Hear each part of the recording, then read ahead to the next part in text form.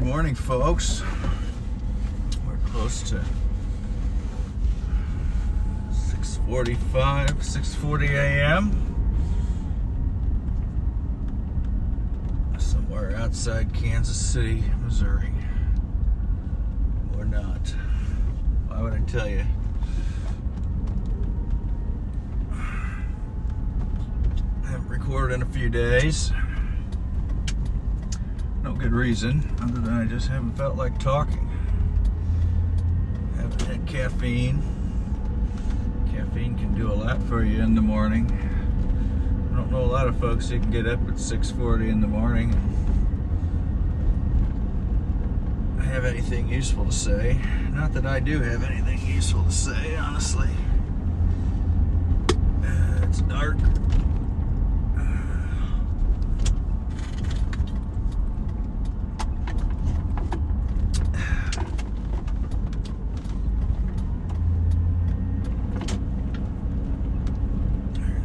To see. Oh, we got a bicyclist down there with a light on. Very smart. In some respects, a bicyclist is more visible in the dark than they often are in the daytime. I don't have the science vocabulary to walk you through that, but there is something to it. Now, visibility and identification are two different things. You can be visible, but when someone sees a small headlamp, you can't be sure what it is. Alright, there's no lighting structure for a bicycle like a boat or an airplane where there's a light on each side and you can tell what it is or something. It's highly dependent on each rider's choice of reflector and electric light and all that. So if someone sees you and thinks you're a motorcycle, your visibility did not help you so much as in daylight, when the object can be fully ascertained and identified. And that's why they wear those goofy patterns on their shirts. You know, just about anything they can come up with to be visible to distracted drivers. That's the goal. When I rode, I kept my lights on, I think, regardless of the amount of daylight there was. And the off chance that, you know, the reflective light might catch somebody's attention, you know, whatever it was, that was the goal. Did I ever wear the goofy shirts? No, I didn't. Why would I?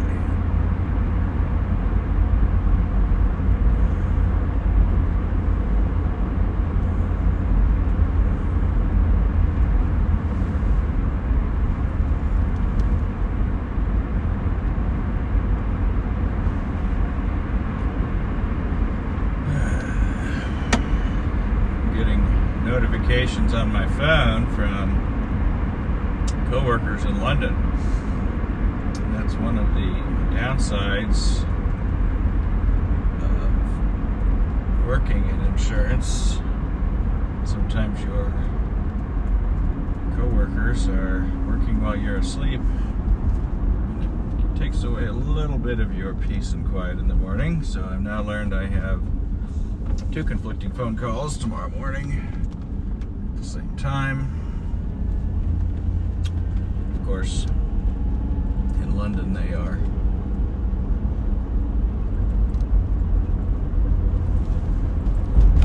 staying rather late to speak with us.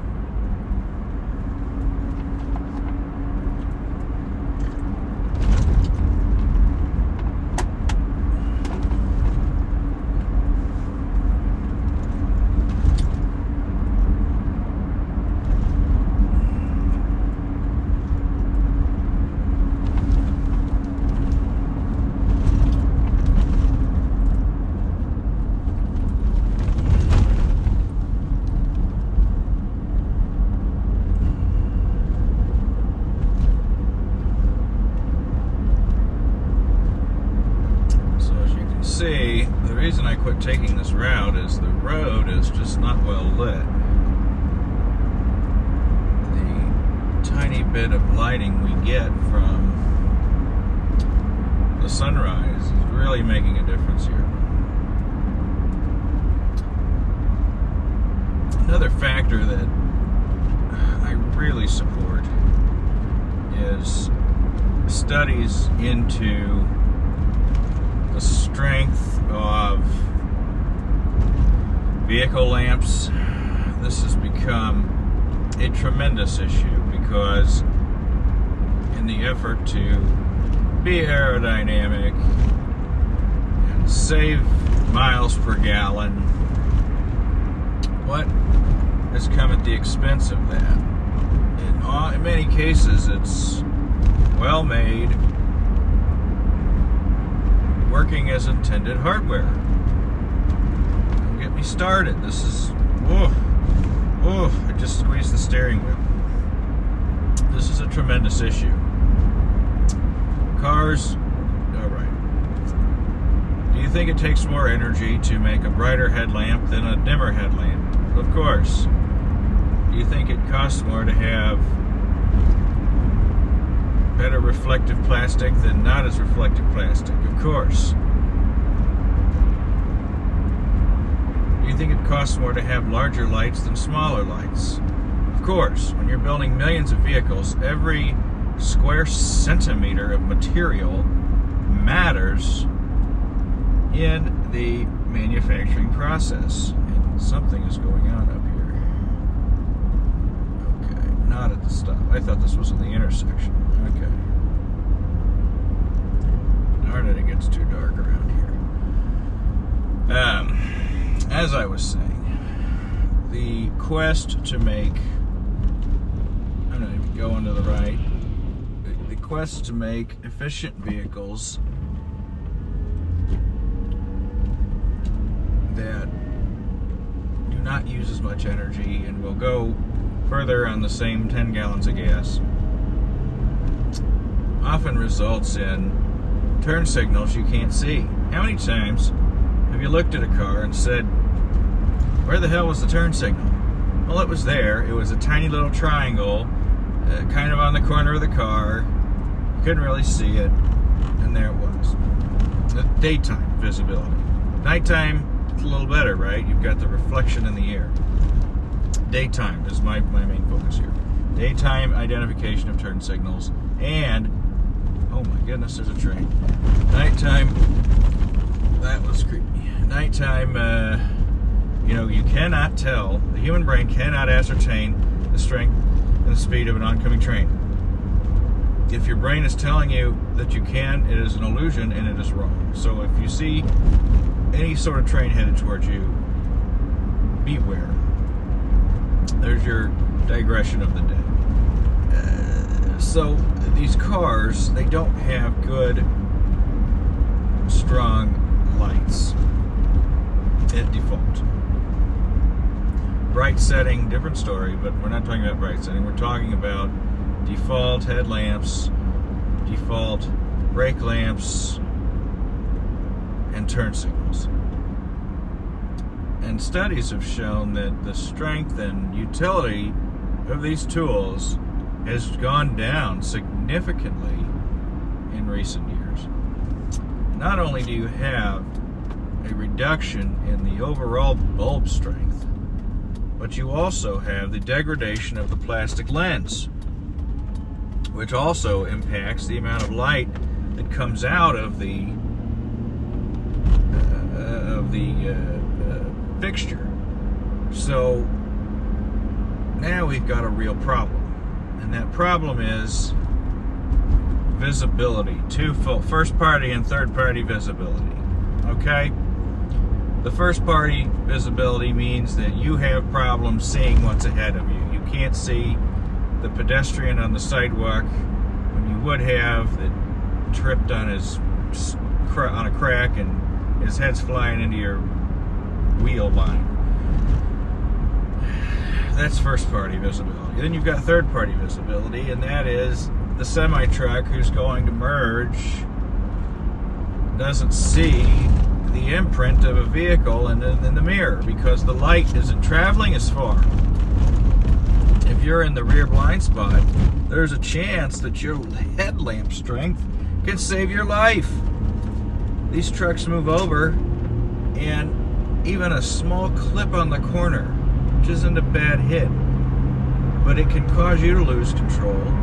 You head into the Jersey wall, like what's to my right. You spin out.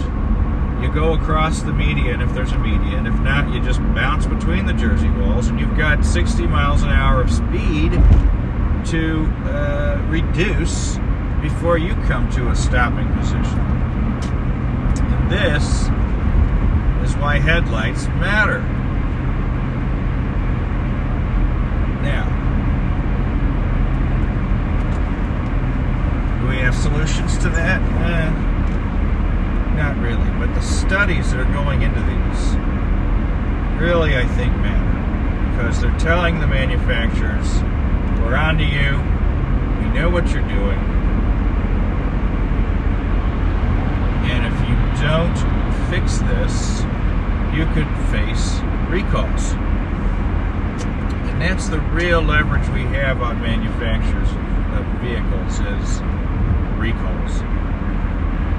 We just had hearings with, I think, NHTSA, National Highway Transportation Safety Administration, for the recall of millions of airbags. Not airbags, airbag inflation modules. And as you can guess, the manufacturer has no interest in recalling these vehicles. Why? First of all, the modules at issue go back 20 years. More than 20 years. The year 2000. I think it's over 50 million vehicles are impacted by this potential recall. And the manufacturer, now this doesn't necessarily affect the auto. Here's the other problem. This crossed several lines of vehicles. We're talking Toyota, GM, I want to say Ford, but I'm not sure. The number of manufacturers that did business with this particular component maker was numerous. There was at least a half a dozen companies. The odds of this affecting you are big. 1 in 52 million? Well, no, that's not even right. We're talking, if there's 300 million people in the United States, maybe 50 million of these cars are still left on the road. That's a big number. That is a statistically significant number in terms of each individual American. So, what happens? Can the government really just say, recall? They held a hearing, and in the hearing we heard from the manufacturer, the vice president of manufacturer said, look, a recall of this scale has never been done. Well, so what? We're talking about a Democrat administration. Don't give them an exciting talking point, right? That was dumb. He also claimed this would have, big reverberations in the auto manufacturing industry, and there was also a debate about whether the number of airbags were significant. So the number of injuries, and I must admit, the number of injuries is small. There's been maybe one death associated with this component so far. And when you have a 20-year history of the component, so the question is twofold. One, are you in danger right now, or are you in danger only when there's an accident and your airbag kills you? Or let me explain the details of what happens here. So, in a typical crash, your airbag inflates when the sensor is triggered, usually from an impact of substantial want to say it's about 35 miles per hour or above, something like that. It's not your typical fender bender. It's designed to stop a certain amount of force of your head into the steering wheel, so it's a higher speed, probably higher than 35, frankly. But each sensor is different. So the module, the components that control this airbag, you know, they're somewhat complex electronic components because they have to be able to sense these things, and they also just have to work. I mean, if they don't work, you get sued. Now, if they do work and don't work as they're supposed to, you still get sued. So it's an interesting way of looking at it. So what happened in the manufacture of these components is that some debris from the factory, dust or other particles of some kind, not soft material, may have gotten into the casing. And when the airbag inflates, obviously there's a big explosion, and you know it's supposed to save you from massive harm. But unexpectedly, for some, the airbag inflates and these debris material enter the skin of your face and cause severe scarring and facial disfigurement or death. Now, if you're already in a crash, obviously you had a risk of death already. So I'm hesitant to blame the components specifically, but it would not be hard to get a medical expert, an autopsy, to evaluate was this a fatal crash in normal circumstances or not. And of course, what's fatal to a 70-year-old is not fatal to a 20-year-old. So we've got age factors, there's genetic factors, things of that sort, injury history of the person, right? All these things play a role. I really want to stay on track here because this is good stuff. So, the airbag component explodes and causes this harm. There is some risk that a spontaneous inflation could occur. And then you would have these injuries. Now, if you had these injuries outside of an accident, whoa, that's a tremendous lawsuit, right? You're going to get a number in the millions for that case. Especially now that you have a NHTSA hearing on the safety of your components. This is a bad thing for this company. No question. So, here's the problem. A traditional product recall analysis requires that you factor a sort of, how do we say, utilitarian approach. I'm not even sure it qualifies as utilitarian. Someone can listen and correct me. But essentially, they look at the cost of the people they will kill from the defect and subtract it from the cost of the recall, which is going to be big, because we're talking about renting cars for every person affected, repairing the car for each person affected, manufacturing new components, and shipping them to the shop for each unit affected. We are talking about probably $1 billion. If not $1 billion, $750 million. That's a big amount of money. What are you going to pay to a number of people who have a facial injury from your airbag, or even a few deaths?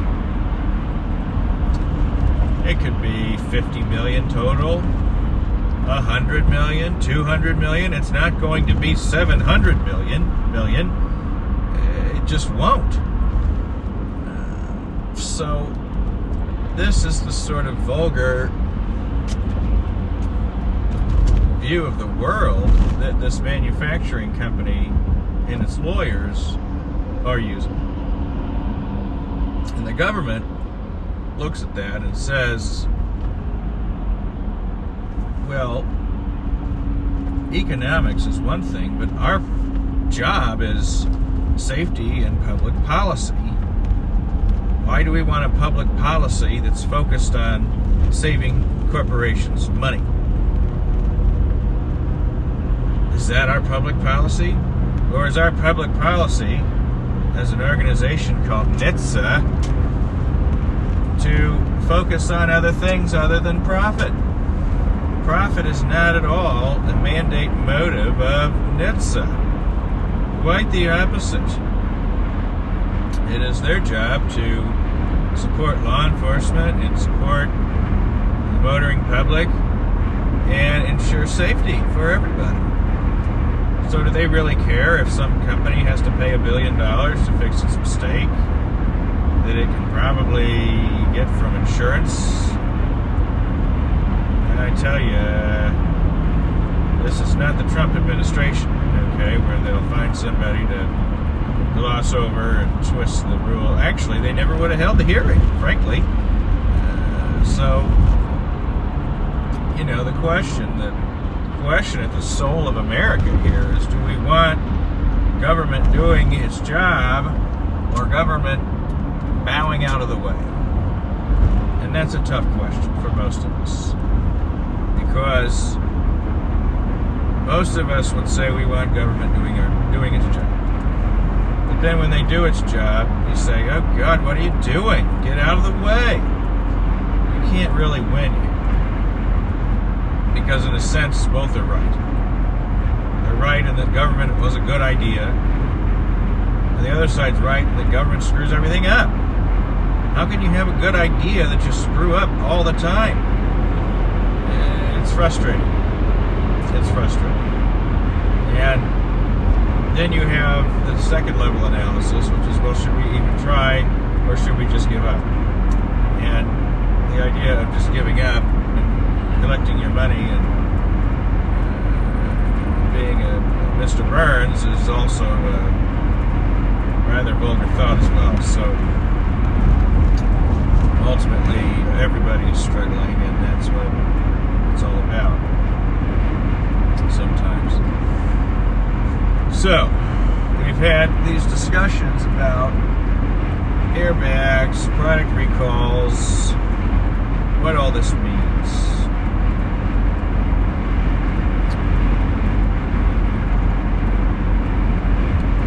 To go back to my original point, recalls matter to manufacturers. Now, a component recall does not matter to a manufacturer as much, because guess who pays for that? And guess where they're probably going to be doing the repairs?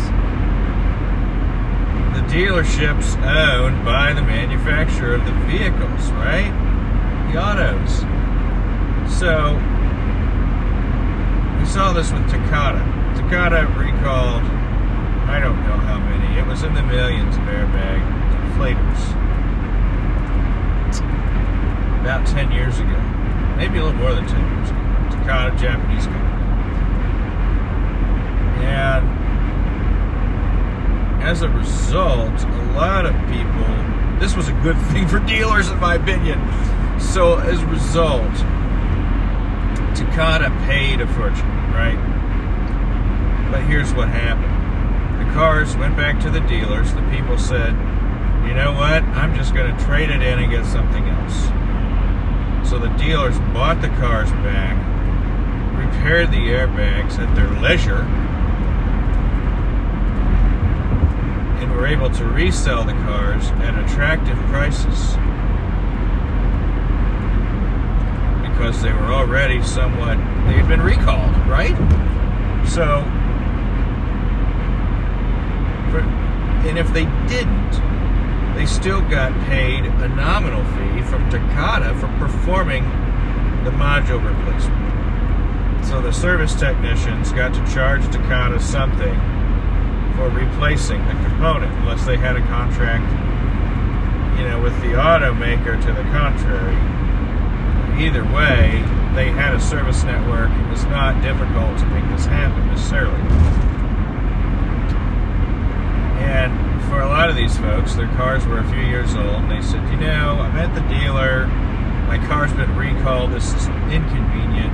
The dealer says, here's our newest model, take it home with you. And they say, you know what, I'll just buy this, or buy one like it. I'll test drive and buy a new car, trade in. How long? Here's the other thing. The dealers can say, it's going to take us, because of this recall, 2 months to get to you. Because guess what? There's 150 people in the city that need this repair right now. We still have other repair obligations, service obligations. We can't just do it overnight. So now you've got a lot of people who are interested in some finality and in thinking their car is unsafe and saying, you know what, I'm done, I'm going to get something else. In fact, that's how I bought my other car. It was a very low mile car, and it had been recalled by Takata to the dealer, or a dealer in Indiana. A dealer in Kansas City bought the car and had it shipped here. And when I tried to push them on the price, they said, look, we're going to give you a warranty, we're going to give you free servicing of the car, you're going to get free oil changes for the next year and a half or whatever. But the price is somewhat firm. It is firm because the only reason you're getting this price is because we had to repair the airbag module in the car. And because the cost of transport of the car had already been paid, there were several items of the dealer overhead that had been covered by Takata. Transport of the car, various purchase fees if necessary, right? It all added up to the dealer's favor, so they could knock off a couple thousand from what they would already sell it. And so that's when I bought what to me was a fortune. I can't remember the specific number. I want to say it was the better part of $30,000 I spent on that car.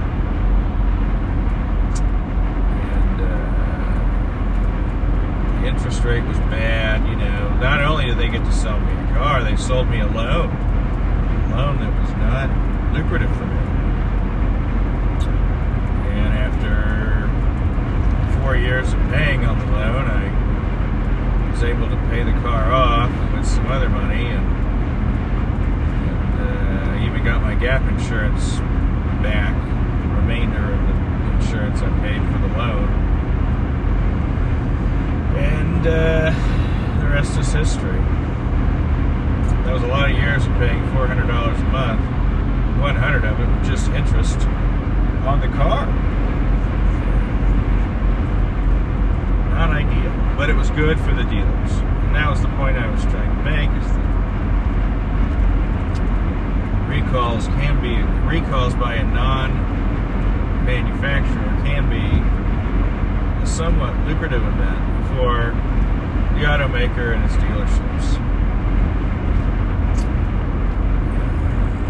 But it can be quite devastating for a components manufacturer who maybe had a set amount of profit over the years and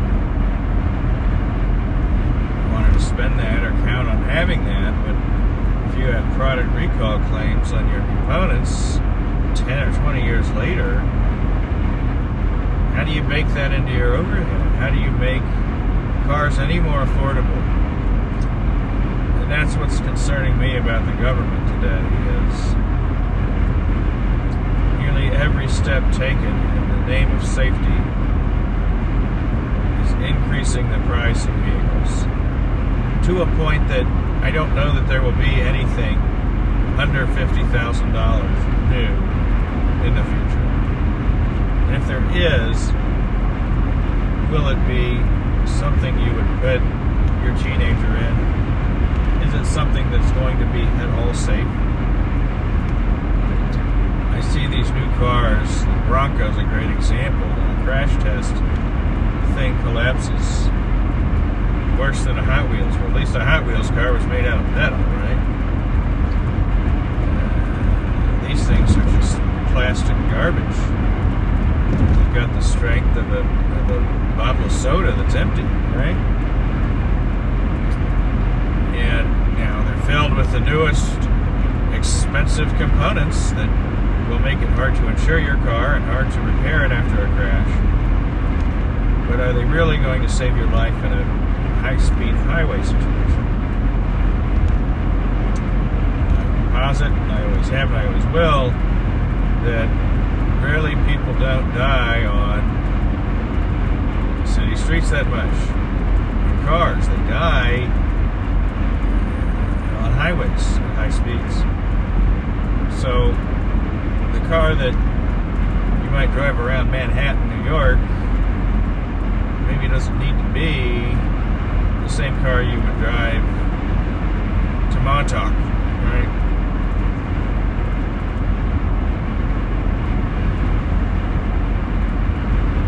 But you also need to strike a balance. You need to have a vehicle that can safely approach all environments as much as possible.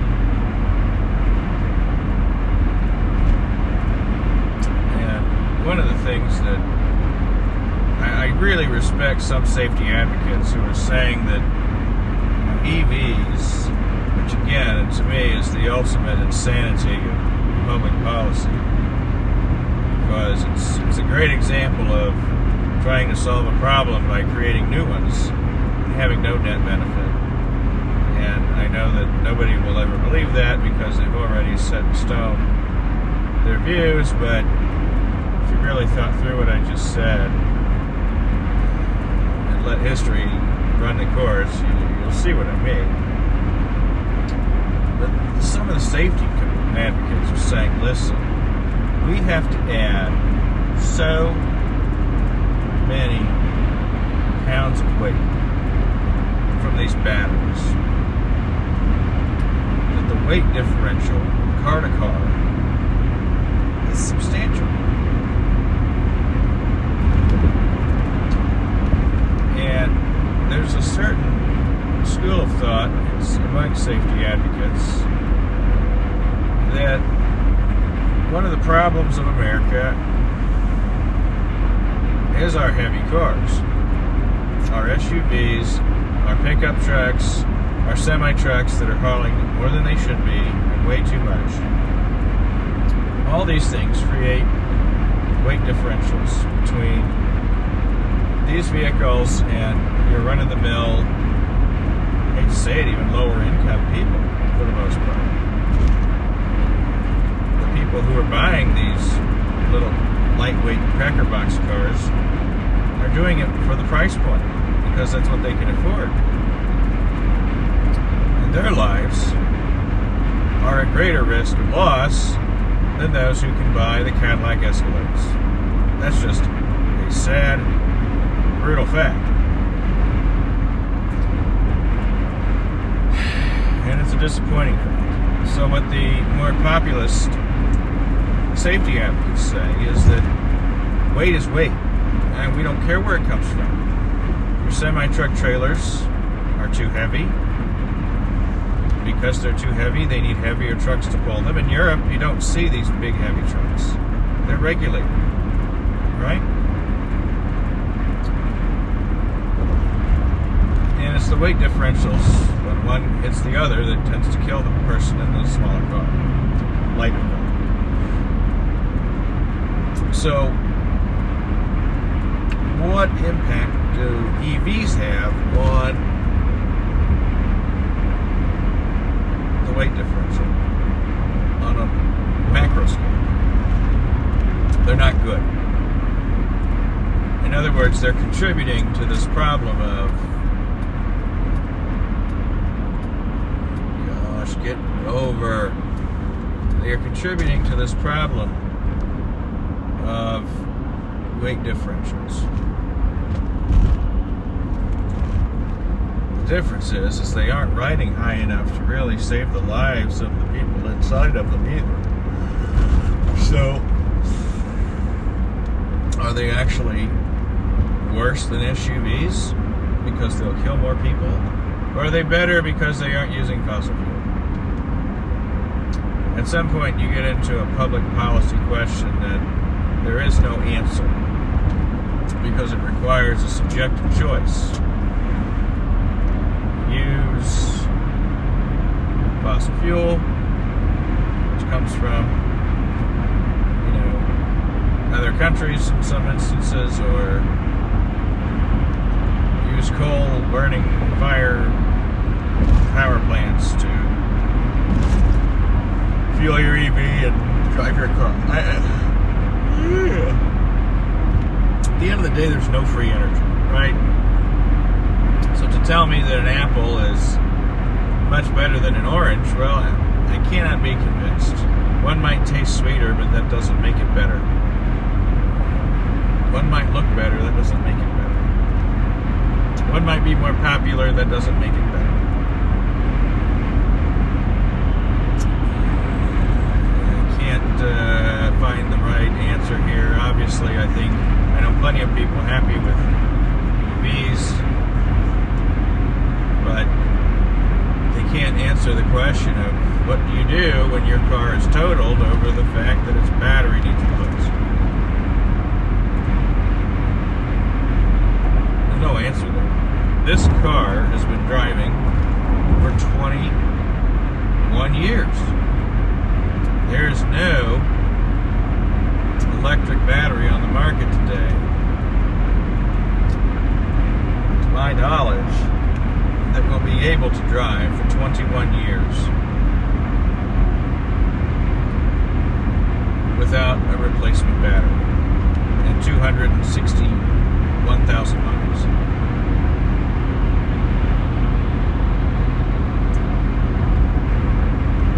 And I used to ask this with the Prius people and say, how much gasoline could you have bought for your $15,000 battery?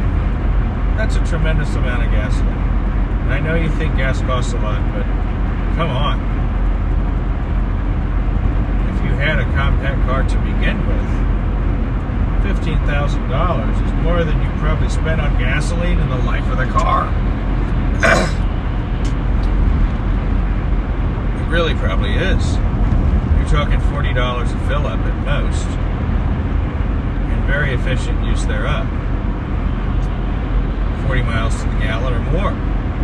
So I find it problematic and not thoughtfully considered some of these positions on electric vehicles. I would love to be convinced otherwise, but at the end of the day, I fail to see how they don't cost more than regular cars. Ultimately, simply by being short-sighted doesn't make you right. In fact, it makes you quite wrong if you're short-sighted. So, look at the big picture, look at the long term. Now, if you have the money to waste and the conviction to avoid, Saudi oil or something, that makes sense. I'll support that because that's a principle, it's a sensible choice. I understand your position. But if your position is that this costs less, or that this provides some net benefit to Mother Earth, I'm not with you there. I'm just not there. I'm not convinced that this is somehow beneficial to the planet. I am not convinced that this is somehow a savings to the end user, because I think it's quite the opposite. I'm not going to go as far as to say that it's worse for the planet, but I'm saying we have made the most fuel-efficient cars that have ever existed today. And we're just going to stop making them? That does not make sense. Sorry, government of California, but that doesn't make sense. Especially when you have a power grid that is not equipped to handle this. Nor do we have the resources equipped to fuel that grid. So, I'm not pro-big oil, I'm not pro-anything. I'm pro-me, a little bit, and pro-being smart. I welcome anyone to convince me that this is smart. I'd love to be convinced. I've got a charger built in my house already. My wife is convinced. We own stock in an EV company, full disclosure. So I'm arguing against my own interests here a little bit. But I guess from an investor's perspective, I really do want this to work. Not only do I want it to work, but I want to be riding the wave and riding the right wave. That's my interest at this time. So I really hope that this takes off and that, we're on the cusp of human engineering. We're on the cusp of what we can do as a human race with EVs right now. We really are. And are we going to drop the ball, or are we going to pull off the greatest revolution in transportation in generations? Ironically, same thing we were doing 110 years ago. Cars ran on batteries. Well, folks, that's all I've got for today. I'm going to check out and try not to get blinded by the sun, and wish you all a